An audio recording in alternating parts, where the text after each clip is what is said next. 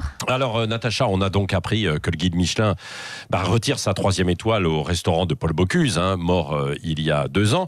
Pourquoi est-ce que vous voulez y revenir ? Ce n'est pas forcément un sujet politique et pas non plus un sujet qui concerne la majorité des Français, il faut bien le dire quand même. Alors, vous avez raison sur une chose, très peu de gens auront la chance dans leur vie de vivre une expérience comme celle-ci, parce que c'est un restaurant qui coûte très cher, c'est vrai. Mais je précise une chose, d'abord, je plains profondément ceux qui vont souvent, très souvent dans ce restaurant et pour qui ça devient la routine. Parce que ces gens-là, en fait, ne comprennent rien à ce que c'est que la cuisine française. Parce que ce qu'il y a d'intéressant, même de merveilleux dans le restaurant de Paul Bocuse, c'est le fait que lui a toujours voulu rester une auberge où on accueille les gens à égalité. Vous cassez une tirelire pour vous offrir ça une fois dans votre vie, comme on s'offre un grand concert, un voyage, vous serez traité comme le client le plus habitué. Vous venez fêter un anniversaire en famille et ça devient un spectacle avec l'orgue limonaire qui joue bon anniversaire et les autres tables qui partagent la joie. Oui. Bon, c'est très sympa tout ça, Natacha, mais pourquoi en faire une affaire quasiment d'État ?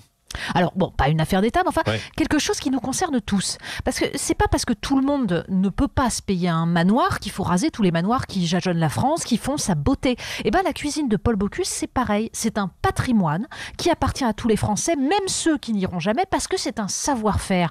Parce que chaque Français, en plus, peut avoir un jour un enfant qui veut devenir cuisinier et pour qui le filet de sole Fernand Point, la poularde demi-deuil en vessie sera un joyau à préserver en l'apprenant de ses maîtres.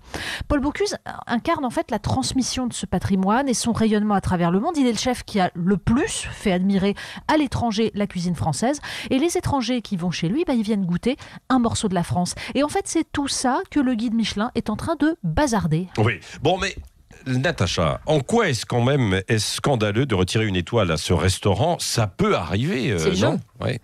Sauf que c'est rigoureusement la même cuisine, puisque Paul Bocuse avait formé son équipe des meilleurs ouvriers de France et ne faisait plus lui-même la cuisine depuis longtemps. Donc ce sont les mêmes, c'est la même cuisine. Mais en fait, le vrai problème et le vrai débat, c'est que le guide Michelin ne juge plus la cuisine. Il est en train d'éradiquer le patrimoine gastronomique français. Cette cuisine-là, toujours la même, fondée sur des grands classiques, le Michelin déteste parce que ça colle pas avec le marketing et tous les ans, il faut retirer une étoile pour faire du marketing, pour faire parler du guide. En fait, il faut être moderne, il faut que ça bouge, que ça innove avec des mousses, des poudres pour les sbroufs. Sauf que, regardez, en art, en littérature, vous innovez, mais sans pour autant détruire le reste. Là, on vous dit qu'il faut raser Notre-Dame parce que c'est ringard. Alors, citoyens riches ou pauvres, la France vous appartient et la France, c'est aussi Paul Bocuse. Merci Natacha Polony.